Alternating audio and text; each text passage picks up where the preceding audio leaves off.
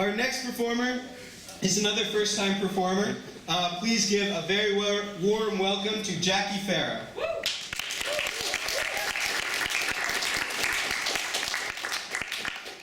Cool, hello. I've never done stand-up before, so I'm glad I'm starting in this space where you're all towering above me in a terrifying kind of way. It's a really welcoming feeling.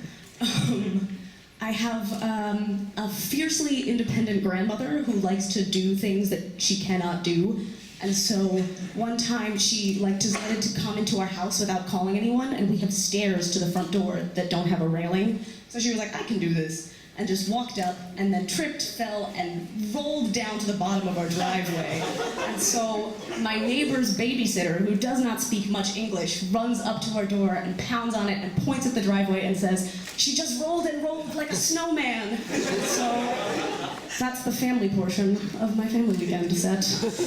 I would have written more, but I did not really have time. I recently transferred into a new class in the middle of the semester, like a responsible student, because I changed my major a week after shopping period ended. And so I've been scrambling to get a lot of work done. And I'm in, I had a paper due today for a class that's got one of the best discussion sections I've maybe ever been in. The TA is so full of energy. And she's constantly running around and writing things on all these whiteboards that she puts around the room. She's very excited about cognitive science. But I hate her on principle because she was born with the name Heather and then made the decision to change it to Anne. Anne, the most boring name any human being can have. And her middle name is Marie, which is my middle name, the second most boring name a human can have. And that's not saying that Annes and Maries are boring, but they don't choose that name. Annes don't name their kids Anne. They know it's not fun. So I hate my TA. It's not gonna do work for her class. It's largely, also I'm cred-D'ing it, but also I hate her name and her view on life.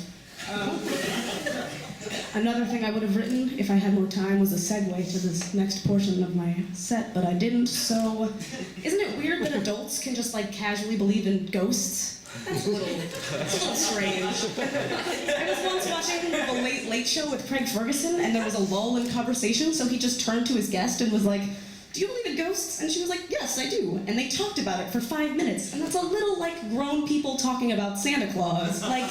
You can do it, but have some shame. So, I once said that to my mom, and my mom was like, actually, I feel like I've met a ghost once. And I was like, oops, sorry. I said that to a friend once also, who's very scientifically minded, and she was like, I didn't believe in ghosts, but then I had a relative who was told by her father when he was alive, she was like, oh, send me money from the afterlife. And he was like, I'll send you dimes, which is a mean thing to say.